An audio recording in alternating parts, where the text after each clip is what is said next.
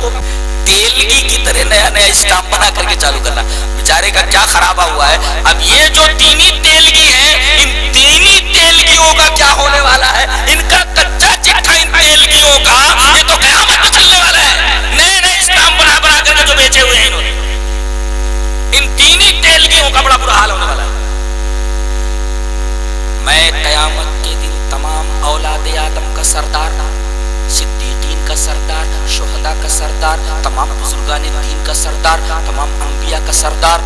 इसलिए आप सबसे बड़े नबी हुए, सबसे बड़े बुजुर्ग हुए, इसलिए कि तमाम सबका सरदार बोले तो सबसे बड़ा बुजुर्ग कौन? हमारे नबी जनाब मोहम्मद रसूलुल्लाह सल्लल्लाहु अलैहि वसल्लम। आपने फरमाया ना सय्यदु विल्दी आदम यौमल क़ियामह, कयामत के दिन में तमाम औलाद आदम का सरदार। अच्छा, अब कयामत आ जाएगी, सारे लोग मर गए, कब्रों में पहुंच गए, जला दिए गए, वो भी कब्र में चले गए। अच्छा, अब सबसे पहले अपनी कब्र से सूर के जाने पर कौन निकलेगा? आपने फरमाया, ये नहीं फरमाया मैं सबसे पहले अपनी कब्र से निकलूंगा, आपने लफ्ज का इस्तेमाल फरमाया। देखो लफ्ज कैसा है, व अव्वलु मन यंशक्कु अनुल कब्र। शक किसे बोलते मालूम है? शक, ये हैंडकरचिफ है मेरा, ये देखो ऐसा है। अब इसमें से बीच में इसको फाड़ करके आधा इधर करो और आधे इधर करो, गोया कि ये कपड़ा शक हो गया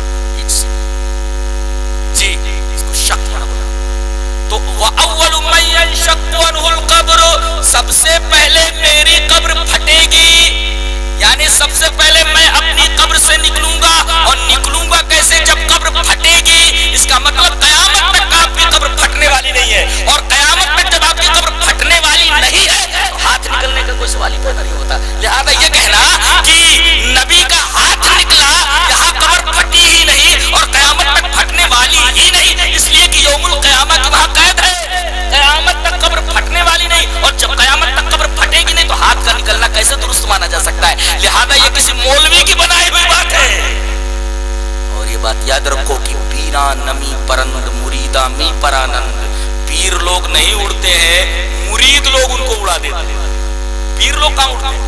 पीर लोग नहीं उड़ते हैं, मुरीद लोग उनको उड़ा देते हैं। पीरा नमी परंद मुरीदा मी परानंद, पीर लोग नहीं उड़ते, मुरीद लोग उनको उड़ा देते हैं। हदीस बता रही है कि नबी की कब्र पहले फटेगी, कयामत से पहले फटने वाली नहीं, फटेगी नहीं तो हाथ कैसे निकलेगा? ये हदीस है और ये मौलवी की बात है।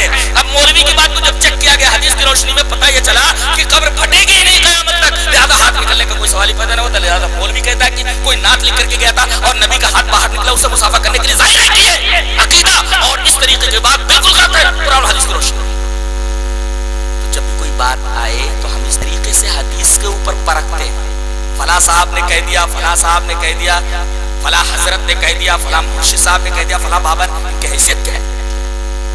सबसे बड़े बुजुर्ग की बात मानो, और वो बुजुर्ग हो ही नहीं सकता जिस बुजुर्ग की बात बड़े बुजुर्ग के साथ न मिलती हो। जनाब मोहम्मद रसूलुल्लाह सल्लल्लाहु अलैहि वसल्लम हमारे सबसे बड़े दीनी बुजुर्ग। और एक बात बोलूं, कुछ लोग दलील नहीं देखते, कुछ लोग हुस्न देखते। चलो ये भी देखो, अगर हुस्न को मेयार मानते हो तो हमारे नबी से ज्यादा खूबसूरत हो। मैं एक बहुत ही प्यारा इस्तिदलाल करूंगा एक आयत करीमा से, और ये इस्तिदलाल लेकर जाओ, सांस रोक कर सुनो तब समझ में आएगा, वरना नहीं। रोक लो, रोक लेगी नहीं, सांस रोको और एकदम मुतवज्जो हो जाओ, हाँ तब समझ में आएगा। पहले आयत करीमा से एक बड़ा प्यारा, बड़ा हसीन इस्तिदलाल। या अय्युहन नबी, सूरह अहज़ाब क्या पढ़ा? या अय्युहन नबिय्यु इन्ना अरसलनाका शाहिदन व मुबश्शिरन व नज़ीरा व दाइयन इलल्लाहि बिइज़्निही व सिराजम मुनीरा। यहाँ अल्लाह के रसूल की कई सिफतें बयान की गई। एक तो आप शाहिद, आपकी एक सिफत शाहिद है। शाहिद का मतलब क्या लेता है मौलवी मालूम है? शाहिद का मतलब लेता है हाजिर और नादिर। शाहिद का मतलब लुगत के अंदर क्या है? मुफ़रदात राग़िब के अंदर, राग़िब की जो किताब है मुफ़रदात, उसके अंदर लिखा उन्होंने अश-शाहिद अल-आलिमुल्लज़ी युबय्यिनु मा अलिमहु। शाहिद उसको बोलते हैं जो बात उसको मालूम उसको वाज़ेह तौर पर बयान कर दे। इसका मतलब शाहिद अरबी में उसको कहते हैं अल-आलिमुल्लज़ी युबय्यिनु मा अलिमहु। शाहिद उसको बोलते हैं कि जो बात उसको मालूम हो खोल खोल कर बयान कर दे। तो नबी करीम सल्लल्लाहु अलैहि علیہ وسلم کو جو باتیں بتائی گی کھول کھول کر کے آپ نے اپنی امت کو بتا دیا. بات بالکل صاف ہے. شاہد کا یہی مطلب ہے. یا ایھا النبی انا ارسلناک شاہد شاہد العالم الذی یبین ما علم, جس چیز کو وہ جانتا ہے تمام چیزوں کو واضح طور پر بیان کرتے ہیں. ایسے عالم کو شاہد بولتے ہیں. تو آپ ایسے عالم ہیں, شاہد ہیں آپ, شاہدا و مبشرا و نذیرا, آپ بشارت دینے والے ہیں, ڈرانے والے ہیں. وداعیا الی اللہ باذنہ, اور اللہ کی طرف اللہ کے حکم سے بلانے والے ہیں. گویا نبی کس کی طرف بلاتا ہے؟ اللہ کی طرف. تو ہمیں کس کی طرف بلانا چاہیے؟ اللہ کی طرف. کوئی امام کی طرف بلا رہا ہے, کوئی پیر کی طرف بلا رہا ہے, کوئی مرشد کی طرف بلا رہا ہے. ہمارا نبی تو اللہ کی طرف بلاتا تھا, ہمیں بھی اللہ اور اس کے رسول کی طرف بلانا چاہیے. وداعیا الی اللہ باذنہ, اور آخری صفت سراجا منیرا. سراجا منیرا کا مطلب آفتاب. بات اب دیکھو استدلال لینا. یہ تارے چمک رہے ہیں نا, تارے آسمان پر چھٹکے ہوئے نظر آ رہے ہیں, روشن. یہ کیوں نظر آ رہے بھائی؟ اب آپ سے پوچھتا ہوں, یہ تارے کیوں نظر آ رہے ہیں؟ اس لیے کہ سورج نہیں نکلا ہے. اگر سورج نکل جائے تو یہ سارے کے سارے غائب ہو جاتے ہیں, چھپ جاتے ہیں. جی, ستارے چھٹکے ہوئے پورے آسمان کے اوپر اور نظر آ رہے ہیں رات کے اندر. اس لیے یہ ستارے جو نظر آ رہے ہیں وجہ اس کی یہ ہے کہ ابھی سورج نہیں نکلا ہے. سورج نکلتے ہی تمام کے تمام ستارے چھپ جاتے ہیں, نظر نہیں آتے. ایسے ہی یہ تمام کے تمام ستارے جو ہیں یہ مثال ہیں گزشتہ انبیاء کی. یہ سارے کے سارے ستارے ان کی مثال ہے گزشتہ انبیاء کی. اور جب آخر میں سراج منیر آیا, جناب محمد الرسول اللہ صلی اللہ علیہ وسلم آئے آفتاب نبوت بن کر کے, تو سارے کے سارے ستارے چھپ گئے. اب ان ستاروں کی کوئی ضرورت نہیں. اب اگر آفتاب کی موجودگی میں کوئی چراغ جلائے تو یہی کہا جائے گا اس کا دماغ خراب ہے. سورج نکلا ہوا ہے, کوئی چراغ جلائے, اس سے پوچھا جائے کہ بھئی دن نکلا ہوا ہے, چراغ کاہے کو جلا رہا ہے؟ وہ یہ کہے کہ کوئی چیز ڈھونڈنے کے لیے, اس سے کہا جائے گا کہ تیرا دماغ خراب ہے. آفتاب عالم تاب کی روشنی میں چراغ جلا رہا ہے. جب ہمارا نبی سراج منیر, سارے کے سارے ستارے چھپ گئے آفتاب نبوت کے آنے کے بعد, تو آفتاب کی موجودگی میں چراغ جلانا اگر حماقت ہے تو جناب محمد رسول اللہ صلی اللہ علیہ وسلم کی موجودگی میں کسی ولی کی بات ماننا, کسی بزرگ کی بات ماننا, اور کسی امام کی بات ماننا ایسے ہی جیسے آفتاب عالم تاب کی روشنی میں چراغ جلانا, جو حماقت کے سوا کچھ نہیں ہے. ایسے ہی بہت سارے لوگ حماقتیں کرتے پھرتے ہیں, اور یہ حماقتیں بانٹتے بھی پھر رہے ہیں. ان احمقوں کا کیا خرابہ ہونے والا ہے قیامت کے دن, وہ تو خدا ہی جانے.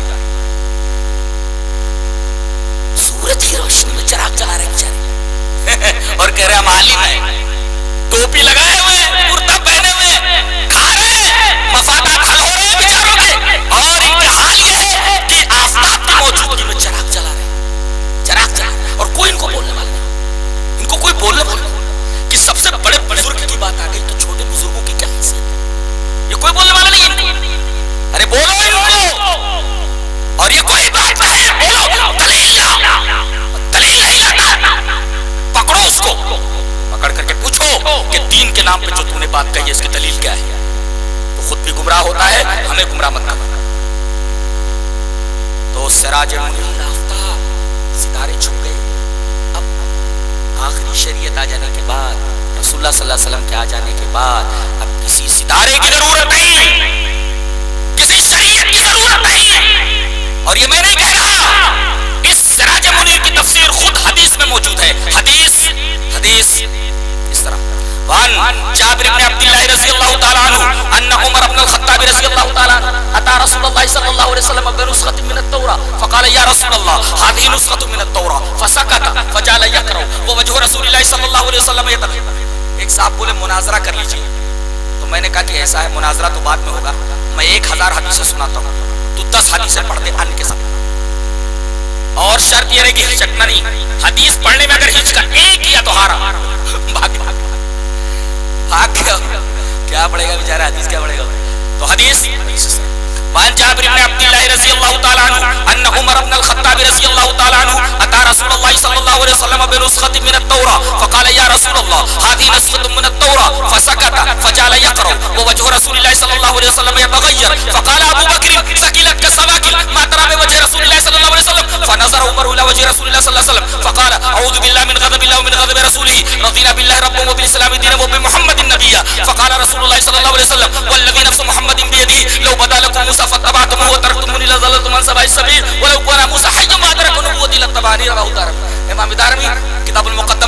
روایت کو ایسے ہی لائے، حضرت راوی حضرت جابر بن عبداللہ ہے اور واقعہ حضرت عمر بن خطاب کا۔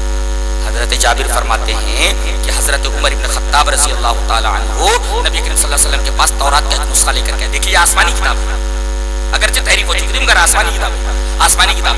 کہا کہ اللہ کے رسول یہ تورات ہے، آپ نے دیکھا اور آپ خاموش ہو گئے۔ جب آپ کو خاموش ہوتے دیکھا تو حضرت عمر پڑھنے لگے تورات کو۔ وہ پڑھتے جا رہے ہیں، نبی کا چہرہ متغیر ہوتا جا رہا ہے۔ حضرت ابو بکر جو مزاج دان رسول ہیں انہوں نے کہا ارے عمر کیا کر رہے ہو، کیا تم نبی کے چہرے کو نہیں دیکھ رہے ہو؟ وہ تو سر جھکا کر پڑھ رہے تھے۔ نبی کے چہرے کی طرف جب نظر گئی فنظر عمر الی وجه رسول اللہ صلی اللہ علیہ وسلم، ڈر گئے، کہنے لگے اعوذ باللہ من غضب اللہ من غضب رسولہ۔ غضب اللہ غضب رسول کا مطلب جس سے رسول ناراض ہو جائے اس سے اللہ ناراض ہو جاتا ہے، جی یہ مطلب ہے۔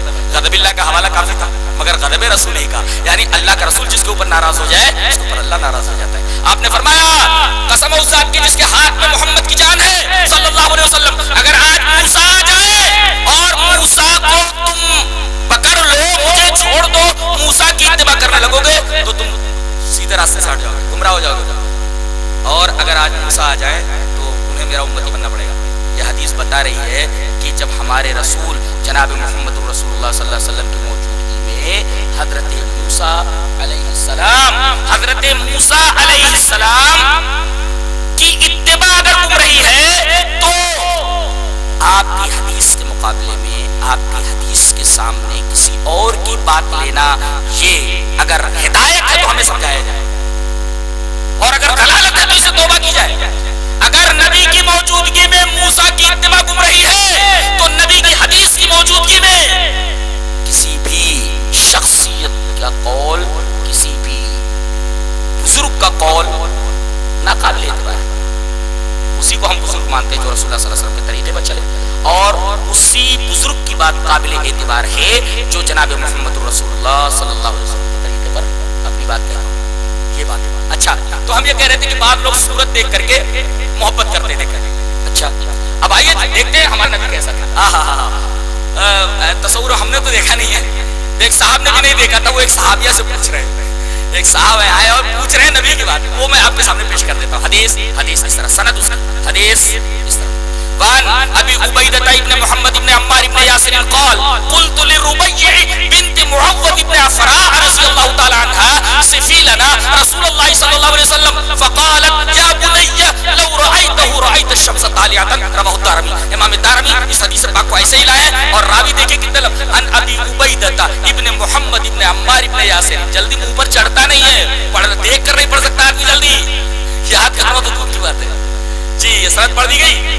یہ آتے ہیں کہتے ہیں کہ کس کے پاس آئے، ایک صحابیہ ہے ربیع بنت معوذ بن عفراء، معوذ بن عفراء کی بیٹی ہیں حضرت ربیع۔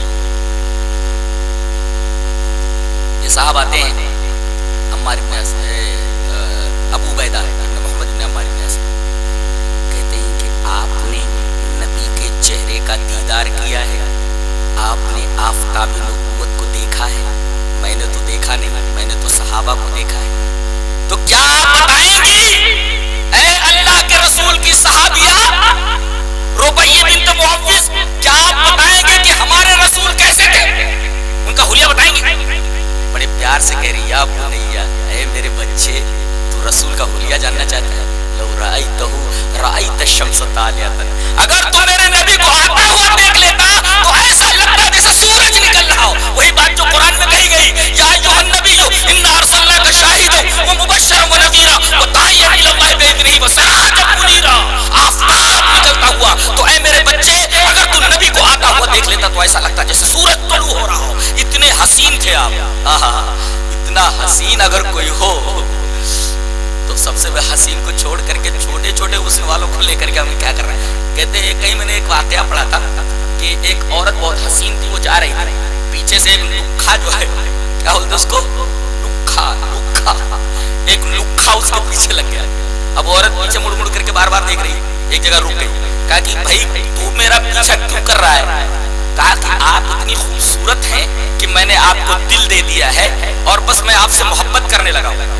عورت مسکرائی اور کہا کہ تو میرے حسن کے اوپر مر مٹا ہے، ابھی میرے پیچھے میری بہن آ رہی ہے، جو مجھ سے کہیں زیادہ حسین، چندے آفتاب چندے ماہتاب. پیچھے مڑ کر کے جیسے اس نے دیکھا، اس نے ایک چھاپڑ مارا، کہا کہ تو جب مجھ سے محبت کرتا ہے اور کہتا ہے کہ میں سب سے زیادہ حسین ہوں، تو مجھ سے زیادہ حسین کی تلاش کیوں کر رہا ہے؟ پیچھے مڑ کر کے دیکھا تو نے کیوں؟ جب جناب محمد رسول اللہ صلی اللہ علیہ وسلم سب سے زیادہ حسین، تو دوسرے حسین کی طرف دیکھنا وہ حسن نبوت کی توہین ہے. سب سے بڑے بزرگ کو مان لینا، سب سے بڑے حسین والے کو دل دے دینے کا مطلب یہ ہے کہ اب کسی اور حسین کی طرف نگاہ کرنا خود جناب محمد رسول اللہ صلی اللہ علیہ وسلم کی محبت کی توہین ہے، آپ کے حسن کی توہین ہے. لہذا اہل حدیث نے تو اپنا دل آستان نبوت کے اوپر رکھ دیا. اب اس دل کا کیا کیا جائے؟ شاعر نے بہت اچھا کہا ہے، پڑھ دوں. تیرے چہرے پہ جب نظر ٹھہرے، اس حدیث پاک کی روشنی میں، تیرے چہرے پہ جب نظر ٹھہرے، دل یہ کہتا ہے عمر بھر ٹھہرے. ہم نے تو ہمیشہ کے لیے آستان نبوت پر اپنا دل رکھ دیا ہے. اب اگر کوئی بے وقوف ہو، اگر کوئی رسول اللہ صلی اللہ علیہ وسلم کا مخالف ہو اور آپ سے محبت نہ کرنے والا، وہ دل کہاں کہاں بانٹتا ہے، ہمیں سے کچھ لینا دینا نہیں. جہاں تک ہمارا معاملہ ہے، ہم نے دل رسول اللہ صلی اللہ علیہ وسلم کو دے دیا ہے اور آپ کے چہرے کے اوپر نثار ہو گئے. آپ سے زیادہ ہمیں کوئی حسین نظر نہیں آتا، نہ کوئی پیر، نہ کوئی مرشد، نہ کوئی امام. ہم کسی کو ماننے کے لیے تیار نہیں ہیں. ہم اسی کو مانتے ہیں صرف جو نبی کریم صلی اللہ علیہ وسلم کے طریقے پر چلتا ہو، اور بزرگ بھی اسی کو مانتے ہیں جو اپنی بات جناب محمد رسول اللہ صلی اللہ علیہ وسلم. بس فنش. کیا میری کسی ایک بات سے اختلاف ہے؟ اس لیے ہر بات پر حدیث پیش کی گئی. اچھا، بعض لوگ تو چہرے کے اوپر نثار ہوتے ہیں، حسن کے اوپر، اور بعض لوگ ادا کے اوپر نثار ہوتے ہیں. جی ادائیں بھی دیکھ لیتے ہیں. اور بولنا تو بولو.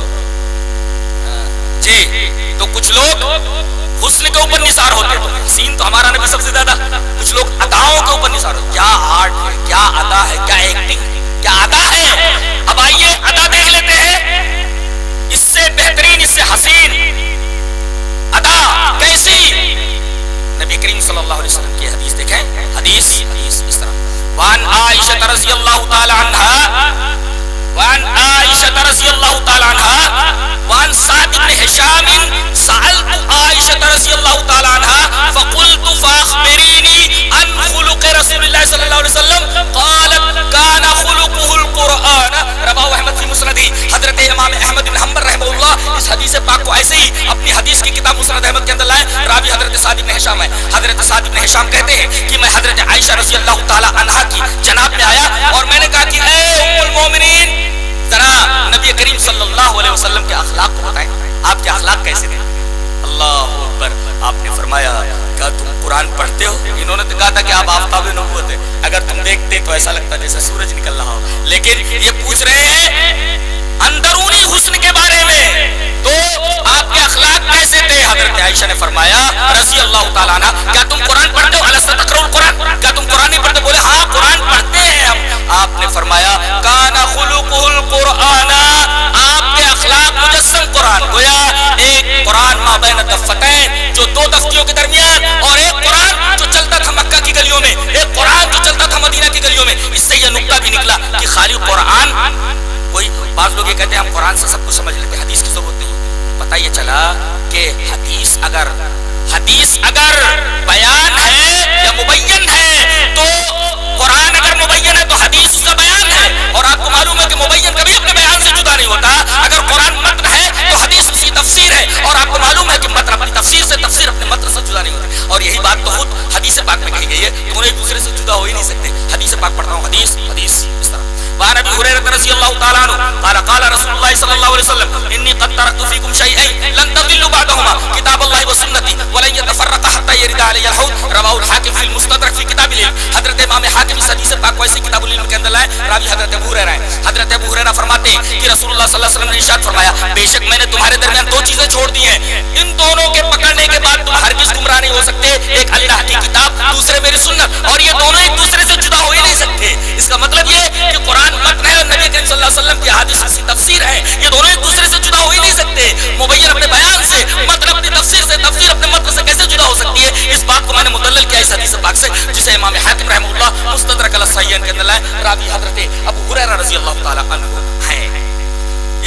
کہ آپ کے اخلاق کیسے تھے، آپ کا چہرہ مبارک کیسا تھا، آپ کے عادات و خصائل کیسے تھے، اور ہمیں کس طریقے سے عمل کرنا ہے، کیسے چلنا ہے، اور یہ تمام باتیں آپ کے سامنے واضح ہو کر کے آ گئی۔ مزید ایک بات اور کہنی ہے جو بہت ہی اہم ہے، وہ بھی آپ کے سامنے بیان کروں گا۔ وہ یہ ہے کہ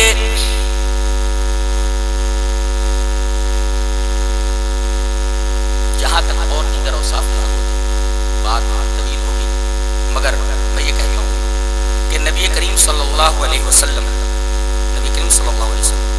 جہاں ظاہری طور پر بہت زیادہ حسین، اندرونی طور پر آپ کا خلق بہت ہی اعلیٰ درجے کا، اوصاف جو ہوتے ہیں آپ کے اوصاف جو ایک اعلیٰ انسان کسی کو بناتے ہیں، آپ دیکھیں گے کہ وہ 5 طریقے۔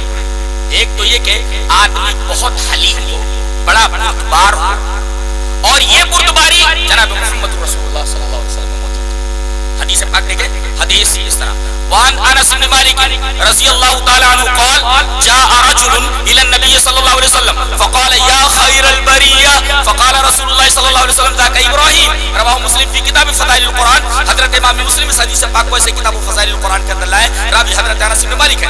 حضرت انس بن مالک رضی اللہ تعالیٰ فرماتے ہیں کہ ایک آدمی جناب محمد رسول اللہ صلی اللہ علیہ وسلم کی خدمت میں آیا اور اس نے کہا یا خیر البریہ، اے دنیا کے سب سے اچھے انسان۔ دیکھیے آپ کا انکسار دیکھیے، آپ کی تواضع دیکھیے کہ ایک آدمی آ کر کے بولتا ہے اے دنیا کے سب سے اچھے انسان، تو آپ خاموش نہیں رہے، آپ نے فرمایا ذاک ابراہیم، یہ ابراہیم کی خصوصیت ہے، یعنی سب سے اچھے جناب ابراہیم علیہ السلام ہے، یہ نبی کریم صلی اللہ علیہ وسلم کا انکسار۔ تو گویا کہ جس شخص کے اندر تواضع ہوتی ہے، جس شخص کے اندر بردباری ہوتی ہے، جس شخص کے اندر انکساری ہوتی ہے، وہ بہت بڑا انسان ہوتا ہے۔ جناب محمد رسول اللہ صلی اللہ علیہ وسلم کا انکسار دیکھیے کہ وہ کہہ رہا ہے کہ آپ سب سے اچھے ہیں، دنیا میں سب سے بڑے ہیں۔ آپ نے فرمایا ذاک ابراہیم، یہ حضرت ابراہیم علیہ السلام کی صفت ہے۔ یہ آپ کا انکسار، یہ آپ کی فروتنی، اسی طریقے سے آپ کا انکسار، اسی طریقے سے آدمی کے اندر اگر شجاعت ہو، بہت زیادہ بہادر ہو، تو اس کو اعلیٰ انسان مانا جاتا ہے۔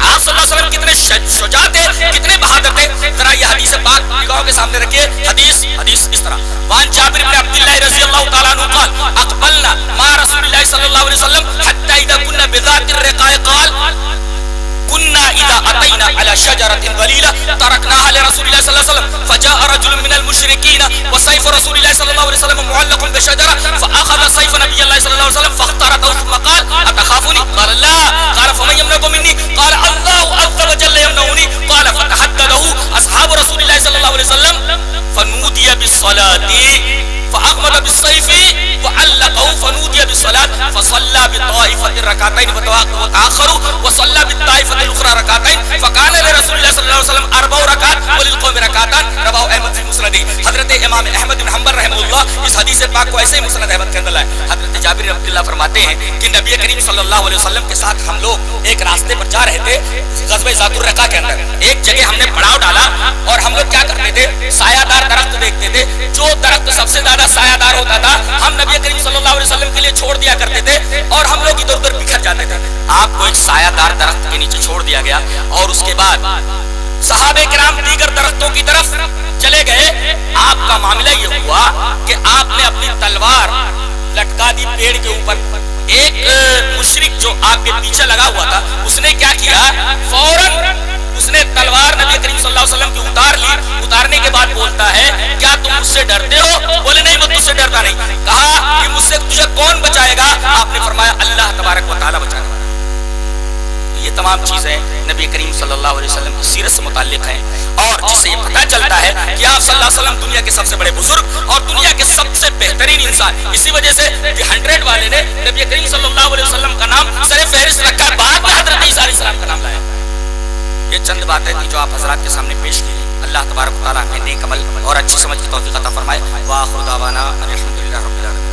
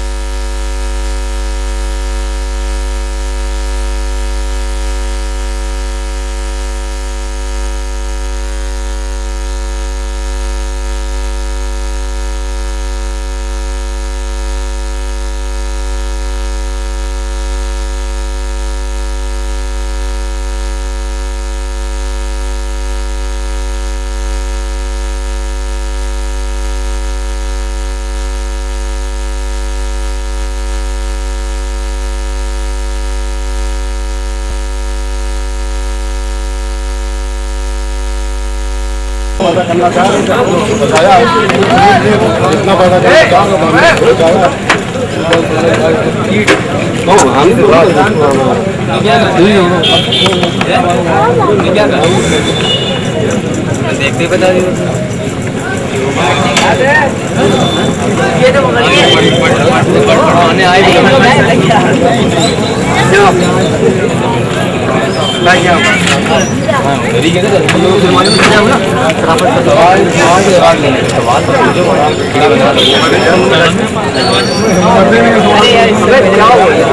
चलो खत्म हो गया